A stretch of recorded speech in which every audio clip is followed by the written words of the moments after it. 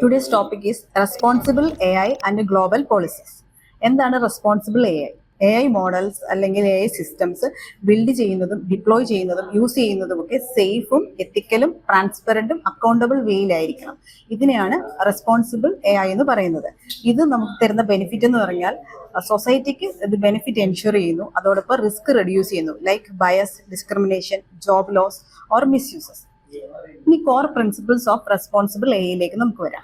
ഒന്നെന്ന് പറയുന്നത് fairness and bias mitigation. ഒരിക്കലും AI റേസ് വെച്ചിട്ടോ ജെൻഡർ അല്ലെ ഏജ് അല്ലെ അതർ ഫാക്ടേഴ്സ് വെച്ചിട്ടോ ഒരിക്കലും ഡിസ്ക്രിമിനേറ്റ് ചെയ്യാൻ പാടില്ല.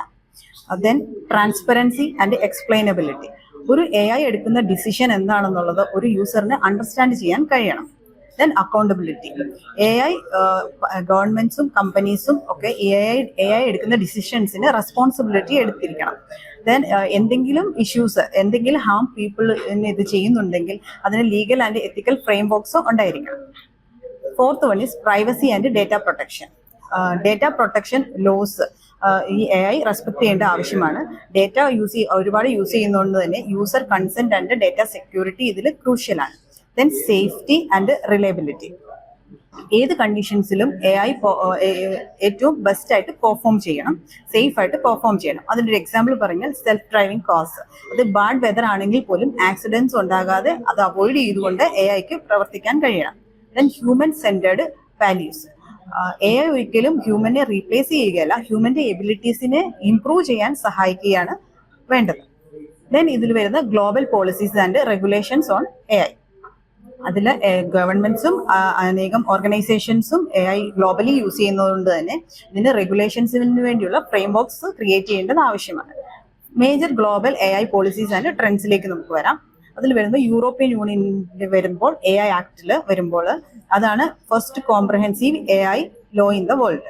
ഇതിൽ AI സിസ്റ്റംസിന്റെ റിസ്ക് അനുസരിച്ച് ലെവൽ അനുസരിച്ച് അതിനെ കാറ്റഗറൈസ് ചെയ്തിട്ടുണ്ട്. Unacceptable, high, limited and minimal. Then harmful AI uses ഒക്കെ അവിടെ ബാൻ ചെയ്തിട്ടുണ്ട്. ദെൻ ഹൈ റിസ്ക് ഏരിയാസിൽ സ്ട്രിക്റ്റ് റൂൾസ് ഒക്കെ ഇംപ്ലിമെന്റ് ചെയ്തിട്ടുണ്ട്, അതായത് ഹെൽത്ത് കെയറില്, പോലീസിംഗില്, ഹയറിംഗിലൊക്കെ. ദെൻ യുണൈറ്റഡ് സ്റ്റേറ്റ്സ്, ഇവിടെ no single federal law yet, but AI bill of rights 2022 release ചെയ്തതിൽ സേഫ്റ്റിക്കും പ്രൈവസിക്കും ഫെയർനെസ്സിനും വേണ്ടിയുള്ള ഗൈഡ് ലൈൻസ് ഇൻക്ലൂഡ് ചെയ്തിട്ടുണ്ട്. Then China, strong state control ആണ് AI കാര്യത്തിൽ ചൈനയ്ക്കുള്ളത്. അതുപോലെ deep synthesis, deep fakes and recommendation അൽഗോരിതംസിലൊക്കെ ലോസ് ഇംപ്ലിമെന്റ് ചെയ്തിട്ടുണ്ട്. സെക്യൂരിറ്റിക്കും സെൻസർഷിപ്പ് ആൻഡ് സോഷ്യൽ സ്റ്റെബിലിറ്റിക്കും ഫോക്കസ് കൊടുത്തിട്ടുണ്ട്. ദെൻ ഇന്ത്യയിൽ focus on AI for social good, health കെയറിൽ, അഗ്രികൾച്ചറിൽ, എഡ്യൂക്കേഷനിലൊക്കെ ഫോക്കസ് ചെയ്തിട്ടുണ്ട്.